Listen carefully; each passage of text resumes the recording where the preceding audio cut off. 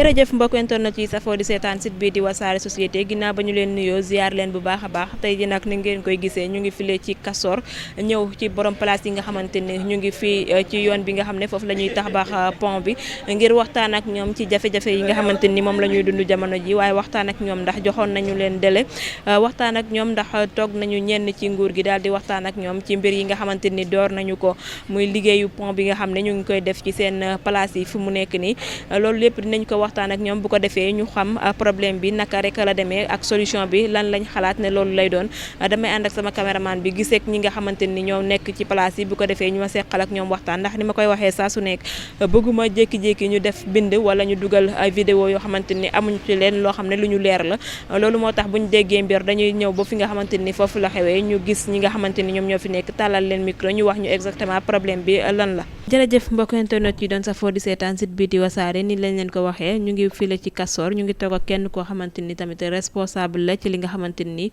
moom moo xew file dañu koy bàyyi rek mu nuyoog mbokk internet yi nga xam ne ñooy seetaan site bii di wasaare bu ko defee ñu daal di xoos dugg si waxtaan bi kilifa gi ñu ngi lay nuyu. ñu ngi leen di fay waa wasaare ñu ngi leen di sant di leen gërëm ci seet si bi ngeen ñu seet si à travers vous di nuyu seen auditeurs ak téléspectateurs yëpp di ñaan yàlla lépp luñ fi wax yàlla na am njëriñ lu ci jubadi ngeen baal ñu ko te xam ne suñu matadi la jërë ngeen jëf. man Birama Sall laa tudd ci responsable collectif des impactés de front de terre là ba. Birama tey ñu seet si la ngir jafe-jafe yi nga xamante ni jamono yi ñu ngeen a ngi koy dund file si nga xamante ni moo di seen bërëb bu liggéeyukaay ndax mën nga ñu ñëwal ci ay mbir yi rek naka la demee ci ay leeral. alors ci buñ ko mënee résumer on va partir de novembre bi ñu yeewee un certain 15 novembre ñu yeewu immédiatement on voit que toute la voie est barrée sur 450 mètres de la Brioche Dorée à Collège Notre-Dame du Liban. Donc on s'est posé des questions lan moo xew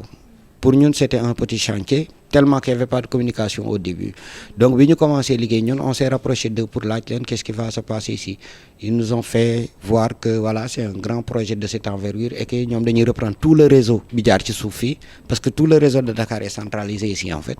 autant téléphonie voirie que eau pluviale yëpp fii la jaar donc ils vont reprendre tout ça et notamment après def un pont pour régler le problème des embouteillages donc on leur a dit maintenant comment ça se passe parce que un projet comme ça boo leen koy def normalement am na étude d'impact am na étude de effectivement il y a eu ces études là mais ce qu'ils nous font c'est que études yi li mu génnee mooy il y a 2 maisons ici sur toute la longueur et dans les 2 sens yu ñu considérés comme des impactés directs. Tout le reste, ils appellent ça impacté indirect. Maintenant, impacté direct, impacté indirect, il va falloir qu'on nous l'explique parce qu'un impacté, c'est parce que c'est un impactant. Maintenant, que tu mettes l'attribut direct ou indirect dessus, on comprend même pas. Mais bon, bref, on a essayé de faire avec. On s'est rapproché de Matière Sénégal, lui mettre d'œuvre à Giroud, lui superviser le chantier. Et puis du ministère du Transport terrestre et du désenclavement, notamment le ministre M. Mansour Faye. C'était un peu pour voir un peu les dédommagements, comment ça allait se passer. Et puis, quelles sont les mesures d'accompagnement qu'ils prévoient pour nous subsister durant le chantier. Parce que, encore une fois, je le répète, de Brioche Dorée à Notre-Dame du Liban, il y a 54 sociétés qui sont 54 PME. Il y avait 102 ambulants à l'époque. Et les grandes sociétés et les microfinances, ils étaient 6. Aujourd'hui, ben microfinance moo fi des ñi ci des ñëpp dem nañ. Les PME, 12 sont fermés. Ce qu'on appelle communément à Dakar Boutikou Peul Fouta, il y en a même plus dans la longueur. Ils ont été obligés de fermer par manque de visibilité ou d'accessibilité ou de passage. Donc, à ce rythme-là, on vient de faire 1 an, il nous reste encore 2 ans à supporter. À ce rythme-là, aucune société ne tiendra. Ben ci ñun du tenir. Malheureusement, on a formé ce collectif, on est allé vers le ministère, on a fait plusieurs missives, on a essayé de rencontrer le ministre plusieurs fois. Tout ce qu'on a pu avoir, c'est le DAGE qu'on a rencontré, qui reconnaît l'impact déjà, qui dit qu'en fait, ñoom xamoon nañ ko parce qu'au début, ils avaient recensé tout ce qu'il y avait sur la zone. Alors que ñun ñu ngi ci zone bi depuis 20 ans, on n'a jamais assisté à de recensement. Peut-être qu'ils ont fait un recensement via Ageroute, je ne sais pas, il y a d'autres canaux, mais ils savent ce qu'il y a ici. Mais tout ce qu'ils peuvent nous dire, c'est que le projet a prévu des impacts directs qui sont 2 maisons. Maintenant, tout le reste, on les met dans les impacts indirects. Le DAGE nous avait promis, en fait, depuis 6 mois, que le ministre allait nous revenir. on est à 9 correspondances, mais le plus grave dans tout ça, on est à cheval entre deux communes, commune de Dieuppeul-Derklé et la commune de Grand Yoff. ñuy ñëw fii di fayeeku patente di fayeeku jiit. Ça fait 8 mois qu'on essaie de rentrer en contact avec les deux maires là, rien à faire. Et pourtant bi fi Mansour Faye di ñëw la semaine dernière, monsieur Mansour Faye il y a 2 semaines, ñoom dañ ko escorter en visite de chantier. Donc on ne sait pas si nous on fait pas partie de la commune ou qu'est-ce qui se passe, quel est le problème. C'est-à-dire il faut que ñu wax ñu ndax dañu war a tëj jóge fii ou alors dañ fi war a toog ñu waxtaani lii, parce que il faut qu'on en parle. Pendant que l'État, il y a un paradoxe, hein, pendant que l'État est en train de faire la promotion de l'emploi des jeunes, qu'est-ce que le ministère du Transport, et je dis le ministère du Transport, je ne parle pas de matière ni d'Ageroute, c'est le ministère du Transport qui est en train de fermer les entreprises Yamfi. Il y a des restauratrices, il y a des banques, il y a des structures de toutes sortes, il y a même des écoles et un hôpital. Il y a une maternité, en fait, il y a ASBEF. En plus de l'ASBEF, il y a un cabinet médical.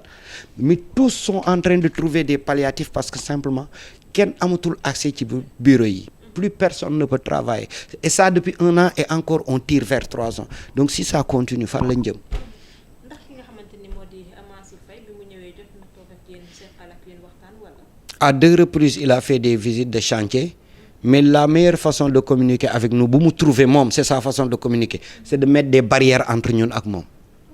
Des barrières, et waxuma barrières ay nit, des barrières physiques. Da ngeen ñëw là, mais les barrières physiques étaient là. Donc mënoo accéder ci Mansour Faye, encore que duñ la ko sax may quoi. Et mais le plus dramatique aussi ci visite Mansour Faye, c'est qu'il est accompagné de notre maire qui refuse de nous recevoir. Le maire, c'est pas le maire de Mansour Faye, c'est le maire de la commune qu'on n'arrive pas à rencontrer. Ils font pas suite de nos correspondances. Donc ça dit qu'ils répondent par le mutisme. La meilleure manière de dire à une personne tais-toi, c'est de le regarder et de ne pas répondre. Mais ñun du ñuy xale ba nekk ñu ñuy tontu par le mutisme. Il faut qu'ils répondent ou par ça ou par le lait. C'est simple. D'accord, ndax jot ngeen a dem toog ak maire bi aussi ngeen waxtaan ak moom mu jéem a trouver terrain d'entente seen diggante ak li nga xam ne moom mooy liggéey bi wala. Man personnellement yóbbantewuñu joxuñu ko kenn. On était 3 responsables yu dem jël courrier, des courriers officiels du collectif yóbbu ko au niveau de la mairie de Dieuppeul et de Grand Yoff, parce que encore une fois fii on est à cheval entre les 2 mairies. Les conseillers qu'on a trouvés sur place nous ont dit textuellement, et c'est leur propos, qu'on ne peut pas recevoir les courriers. Bu ngeen amee courrier bu ngeen jox yóbbu leen ko ministère. Donc les maires, ça veut dire qu'ils ne peuvent pas intervenir dans cette histoire. Personnellement, j'ai rencontré Cheikh Gueye. Parce que c'est notre voisin, on en a parlé, il me dit carrément, c'est un projet qui dépasse la mairie. Donc nous, on ne peut pas intervenir dedans. Et je pense que c'est très clair. Donc ministère bi moo ci des, après peut-être passer à la hiérarchie, Premier ministre, Président de la République, mais on n'en est pas encore là. Parce qu'un problème comme ça doit être réglé au niveau ministériel. Waru ko dépasser quoi. Moi, je ne suis pas de ceux qui disent, j'interpelle le Président de la République. Non, je ne l'interpelle pas. J'ai ni besoin de le voir ni de lui parler. Il faut juste que M. Mansour Faye sache qu'il est en train de faire chavirer des boîtes qu'il n'avait pas conçues. Il n'a jamais cotisé bi ñuy concevoir société yi nekk fii. Donc il ne faut pas qu'il les ferme. Et s'il les ferme, c'est des jeunes qu'ils vont envoyer au chômage. Et que demain, bu mu taxaw naan promotion de l'emploi des jeunes nañ ko rusa wax, parce que ñoom pendant qu'ils faisaient la promotion, ils faisaient la promotion de la fermeture des structures. Ndax bi nga xamante ni ñu ngi taxawal li nga xamante ni moo di liggéey bi, ndax jot nañu toog ak yéen waxtaan ak yéen, wala ñu jox leen délai boo xamante ni bu fa yeggee rek comme ñu war a door liggéey bi da ngeen fee war a jóge wala da ngeen a war a tëj, wala délai boobu jotu leen si. On a juste eu des nettes d'informations et à 15 jours de démarrage du projet. C'est à 15 jours du démarrage du projet qu'ils sont envoyés des notes pour dire qu'il va y avoir des travaux, point final. Ñun toog nañu 2 mois presque di leen seetaan parce qu'on ne savait pas c'était quoi le travail qu'ils étaient en train de faire. On ne savait pas. On nous a envoyé juste des notes pour dire, malheureusement, su ma ko teeloon préparé, je vous aurais montré la note. C'est des notes 15 jours hein, pour dire il va y avoir des travaux. Mais quand on te dit il va y avoir des travaux, il y a toujours eu des travaux ici. Musuñu tere liggéey. Mais un travail de 3 ans attends il faut et puis un travail boo xam ne boo ko entamé kenn dootul am accès ci bureau yi je pense que beneen façon communication la waroon nekk quand même c'est pas une note d'information en disant et encore que c'était même la Sonatel qui l'avait fait c'était la Sonatel qui avait dit qu'il va reprendre son réseau donc c'était pas l'autopont c'est autre chose ils se sont greffés parce qu'en fait il faut dire aussi que c'est 3 projets distincts il y a la voirie il y a le réseau et il y a l'autopont en même temps donc le réseau ils avaient averti mais si c'est que le réseau mënul tere liggéey kenn et ça va pas durer 1 an mais un truc de 42 mois de cette envergure là nga xam ne même pour accéder à nos bureaux vous avez dû souffrir en venant ici en voiture tu peux même pas te rapprocher du site da ngay obligé garer à 500 mètres minimum et puis tu viens à pied c'est ça. d'accord si say kàddu sànq dégg naa nga ne jot na am ñoo xamante ni tëj nañu si li nga xamante ni moo di seen ay magasin yooyu kon yooyu lu yéen leelu ngeen di bañ maanaam ngeen di sóoraale ngeen bañ mu dal leen loolu moo tax ngeen bëgg mu teel a waxtaanee mbir yi balaa moo egg foo xamante ni du leen neex. mieux avant même ñooñu di tëj démarrer woon nañ démarche yi dañuy démarrer démarche yi muy buté nit ñi di dem par kenn mais comme je te dis encore une fois une structure comme Cofina avec un capital d'1 milliard s'il supporte pas naka la boutique peut le foutre di supporter wi comment est-ce que une PME avec moins de 200 000 francs de capital va tenir comment est-ce que le vulgarisateur du coin ou le monsieur qui a une clé minute comment est-ce que la restauratrice qui a pour dépense quotidienne 50 000 francs comment elle va faire pour vendre comment elle va faire pour faire ses condiments c'est compliqué et puis on n'est pas à l'ère médiévale un projet comme ça day étude d'impact autant environnemental commercial que sociétal c'est forcément dans le projet un projet comme ça tu peux pas le faire sans calculer les impacts maintenant que tu veuilles être malhonnête et mettre le qualificatif direct indirect dedans ça yow la rek mais on sait que ça n'existe nulle part donc voilà situation bi c'est compliqué suñu bëgg mooy déjà qu'ils étudier sax c'est trop tard qu'ils viennent voir ce qui se passe ici et que ñu fexe arrangé wu ba société bi ñu fi nekk duñ tëj tout le monde parle de dédommagement il y a pas forcément que les dédommagements je l'ai toujours dit d'abord les dédommagements c'est important mais les mesures d'accompagnement sont 4 fois plus importantes que les dédommagements s'ils s'amusent ba structures yi na tëj nekk fii dans cette zone ça va être calamiteux parce que c'est des structures qui ont 20 ans qui ont 30 ans pour certains qui ont 15 ans pour d'autres donc il faut que ñu waxtaane lii ñu régler ko sinon ça va être dramatique et j'anticipe un peu sur ta prochaine question mooy lan la ñuy def je vous informe aujourd'hui que ubbi nañ un volet juridique et ils le savent parce qu'ils ont été assignés on est passé sur les plateaux de télé plusieurs fois on a fait un point de presse hier on continue aujourd'hui avec vous la prochaine étape va être un suivi juridique strictement su fekkee conciliation am na moo ñu gënal su conciliation amul on va devoir aller dans les juridictions supérieures parce que nag ñun on n'est pas des va-t-en-guerre je vais jamais jël xeer wala sol ay bien que je suis habillé en rouge mais du tax ma takk ay affaire taxaw fii di marche du ma ko def ñun ay kilifa lañ tamit suñu bëggee ñu dem ci beneen étape dinañ dem ci beneen étape mais du étape bu sànni xeer du étape bu guerre du étape bu grève ça va être l'étape juridique directement et ça ils le savent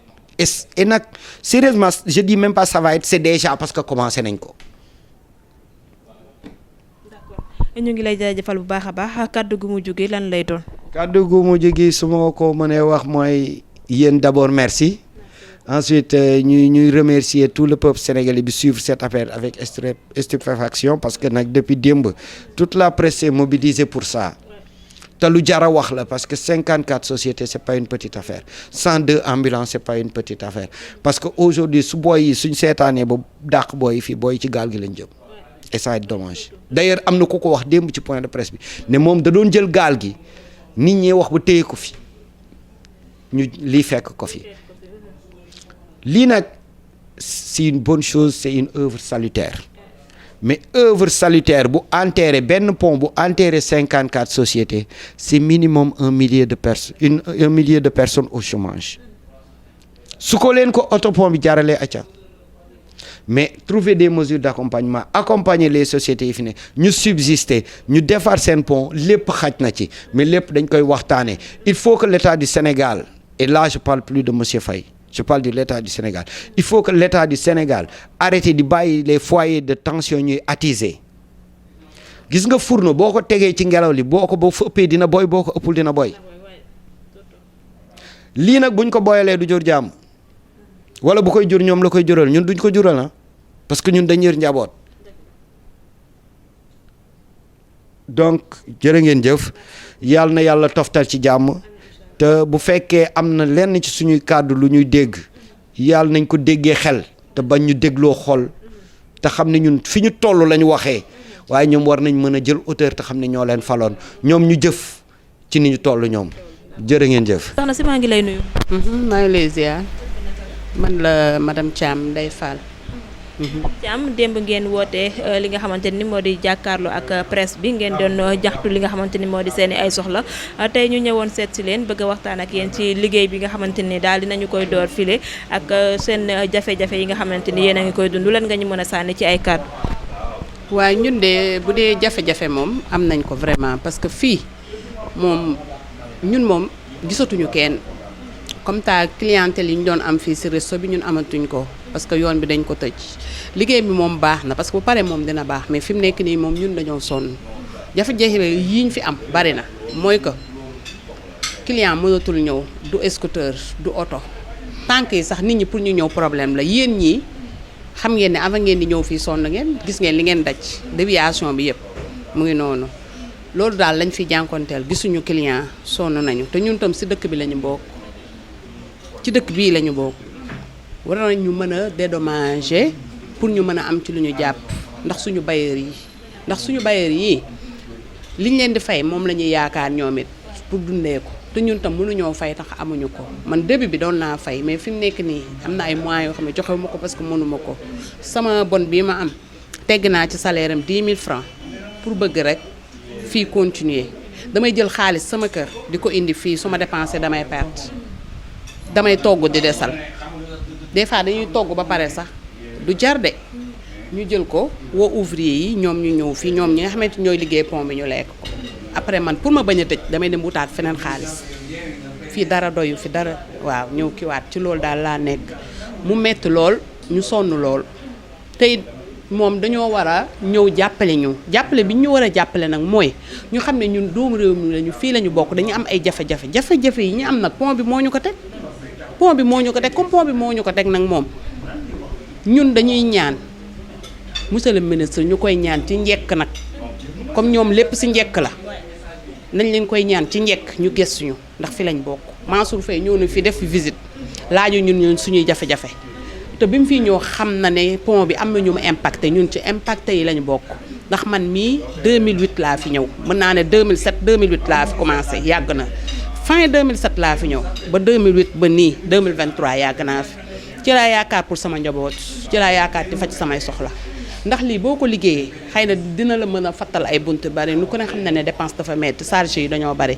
te liggéey bii nii doxatul te charge yi fi nekkoon démb ak barkaati démb yëpp ñoo fi nekk ba léegi te charge yi dañoo gën a yokk ñu koy ñaan ci njëkk rek mu dimbale ñu ñëw fii wuyu si ñu wooñu waxtaan ak ñun lu ñu mën a jàppale ñu mën a gëstu ñun suñuy bailleur ndax suñuy bailleur ñoom sonn nañ ñun sonn nañu te dina dem foo xam ne ñoom duñ ñu mën a muñal te buñ ñu mën a muñal nag mooy ñu génn te bu ñu génnee nag moom lan la ñuy defi ji nan ñu jàppale ñun loolu la ñuy ñaan. d'accord tey nga nekk koo xamante ni restaurant nga nekk tey naka ngeen di organiser woo liggéey bi ak liggéey bi nga xamante ni juste ñu ngi koy liggéey ci seen i ay place. waa ñun li ñu def mooy ñun cin bu mag la ñuy teg mais fourneau la ñuy toggee mais yow espace bi gis nga ko amul benn aération fourneau bu mag la ñuy teg di togg yow mii gis nga ni nga ñaqee bu ñu toggee ba pare ak chaleur bi bu ñu génnee fourneau bi chaleur bi day des ci biir karo yi moom la ñu clients yi noonu la ñuy toggee pour añ moo tax ñëpp daw nañu parce que mënuñoo toggee ci bunt bi ndax poussière bi te amuñu feneen fu ñu jëm amuñu leneen lii lañ am pour daan suñu doole waaw. ndax dañ leen a joxoon délai wala ñëw nañu toog waxtaan ak yéen lu tàkk avant que ñuy toog li commencé li nga xamante ne moo di liggéey bi.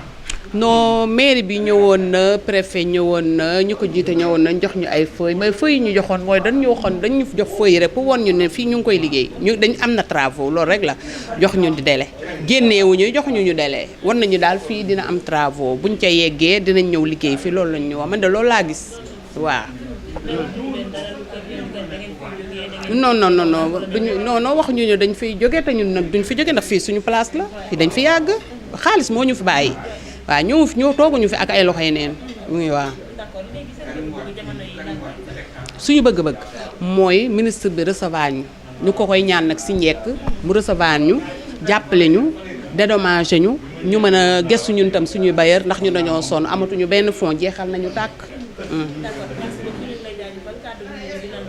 kàddu gu mujj gi mooy monsieur le ministre la ñuy woo ak président de la république bi nga xamante ni moo fi nekk ak Marème Faye Sall ñu ñëw fii jàppale ñu ndaxte ñun dañoo sonn man mi wax damaa waxal ñëpp man mi toog fi ñëpp laa fi toogal waaye xam nga ne restaurant bu toll nii gisoo fi li ma fi togg su ma leen ko wonoon ngeen gis ko tuuti la ñuy togg pour mën ci génn ndax dëkk bu metti te ku ne xam na ne dëkk bi dafa metti charge yi di gën a bari nan ñu jàppale dédommagé ñu mën a fay suñuy location mën a continuer dund suñu dund bu ñu mënul tam ñu borom kër yi ñu mën a teggeeku ñu mën a muñ leneen waaw waaye lépp nekk suñu kaw tam day xaw a metti te nag pont bi moom ñu xam ne pont bi ay milliards la ay milliards nag waru mën a taxaw ñuy defar pour dëkk bi baax ñu yàqal ñi nga xamante ni ay amuñu sax lu mat million loo xamante ni sa la ñuy dund ñu jàppale ñu rek loolu la waa koy jërëjëf. sëñ bi maa ngi lay nuyu. maa ngi lay fay. tur bi naka la. Ablaye Diallo. d'accord Ablaye Diallo ñu ñëw fii tey seet si leen ci liggéey bi nga xamante ni door nañu ko juste si seen place yi fi nga xamante ni fi la nekk tey mën nañu xam jafe-jafe yi ngeen fiy dund yan jafe-jafe la. ah jafe-jafe bi bari na de man 98 laa ñëw fii depuis ñu commencé fii laa am jafe-jafe lu waasi saa mënutuma koo fay fu mu nekk nii yor naa ay doom yor naa lépp yor naa njaboot mais liggéeyu ma fu mu nekk nii dara doxul. kon daal mën naa ne travaux yi nga xamante ni commencé nañ ko ci seen place yi fi mu nekk nii loolu moo leen xañ clients yi nga xamante ni ñu ngi doon ñëw si seen place. waaw loolu la kay ñun gisuñu kenn léegi suñu clients yëpp daw nañu amatuñu fu ñuy jaar man dem néew naa fii 98 musuma am jafe-jafe bu ñu commencé travaux bi laa am jafe-jafe gisatuma kenn ñu ngi toog di jàpp yàlla ñu ngi noonu. ndax nguur gi wala ñenn ci ay kilifa jot nañu fi ñëw ngir toog waxtaan ak yéen wala ba léegi gisagu leen kenn. non man day gisuma kenn fii depuis loolu toog nañu ay weer dañoo tëj sañu place tam bu ñuy liggéey suñu buntu place bi dañoo tëjoon carrément fu mu nekkee nii dañuy taaba rek gisuñu kenn fu mu nekkee nii. tey lan ngeen xalaat ne loolu mooy doon solution bi ngir ñu mën leen ko jàppale ci benn côté. solution bi kay dañuy ñaan kilifa yi ñu jàppale ñu sonn nañu loolu rek la ñu ñaan amuñu xeex amuñu dara ñaan leen ñu jàppale ñu noonu loolu la ñu bëgg. d'accord bu njëkk boo doon wàcc ñaata ngay wàccaale ak par rapport ak léegi ne. amoon naa wàccaale ay 10 000 ça dépend ci liggéey bi 10 000 15 000 ça dépend ci kii bi mu ñàkk noonu daawoon naa am ay 10 000 moom. waaw jamono yi ñaata ngay wàccaale ak liggéey beeg yooyu. yeneen saa yi damay am fii 2000 yeneen saa yi damay am 3000 ça dépend yeneen saa yi damay toog fii ba ngoon wallaahi ay 1500 lay am 1500 lay am yeneen saa yi waaw. d'accord merci beaucoup ñu ngi lay jaajëfal bu baax. waaw yan kay maa ngi lay jaajëfal bu baax a baax. maa ngi lay nuyu. maa ngi lay fay. tur bi naka la. Mamadou Matar Diallo. Mamadou Matar Diallo tey ñu ñëw seet si leen ngir mën a waxtaan ak yéen ci liggéey bi nga xamante ni door na ko fiile ci seen place yi fi mu nekk tey jafe-jafe yi nga xamante ni yeneen koy dund fii jamono yi yan jafe-jafe la. waaw jafe-jafe yi moom bari na trop am nañ jafe-jafe fay location loolu yëpp mooy fii ak liggéey bi tamit léegi amatuñu dara lu si liggéey bi fii nii amatuñu dara daanaka léegi dañuy xëy rek surveiller gars yi. waaw daal clients yi ñu doon ñëwee ñëwatuñu ak liggéey bi nga xamante ni door nañu ko fi. waaw léegi clients yi moom du ñëw ancien clients yi rek ñoo ñëw nouveau client doo gis ancien clients yi rek ñoo ñëw te pour ñu ñëw sax am nañu problème pour mën a ñëw fii nii waaw. bi nga xamante ne ñu ngi koy waaj a door liggéey bi nga xamante ne ñu ngi koy def nii ndax jotoon nañ ci waxtaan ak yéen wala ba tey kenn avertiru leen ak yooyu. waaye bu ñu ñëwee fii nii 2 semaines lañ ñëw wax ñu dans 2 semaines ñu commencé ko waaw dans 2 semaines ñu commencé ko bu ñu ñëwee wax amul saa 2 semaines bu ñu ko ñëwee commencé quoi waaw. daal mën naa ne liggéey bi jamono yi doxatul ci seen côté yéen ñi nga xam ne yéen a fi nekk. dégguma li nga wax. daal su ma déggee mooy liggéey bi doxatul ci seen côté ci yéen ñi nga xamante ni yéen a fi nekk ay jeunes di daan seen doon. waaw liggéey bi moom doxatul dara léegi pour ñu fay location sax léegi daanaka mun nañ toog fii nii ba le 10 le 15 ñu fay te loolu tamit arrangé wul borom kër yi ba te borom kër yi tamit mais seele waxee pour ñu wàññi location du ñu mun a kii wàññi location parce que fu ñu nekkee la quoi ñoom tamit seen lépp fii la ñu basé wu loolu moo tax suñu waxee du ñu mun a wàññi il faut nga yow tamit di nga leen comprendre loolu moo tax dangay mujj a noppi rek toog déglu gars yi lu ñu wax. d'accord jamono yi bëgg-bëgg yéen lan la yéen ñi nga xamante ni yéen a nekk ci place yi fii. suñu bëgg-bëgg moom nguur gi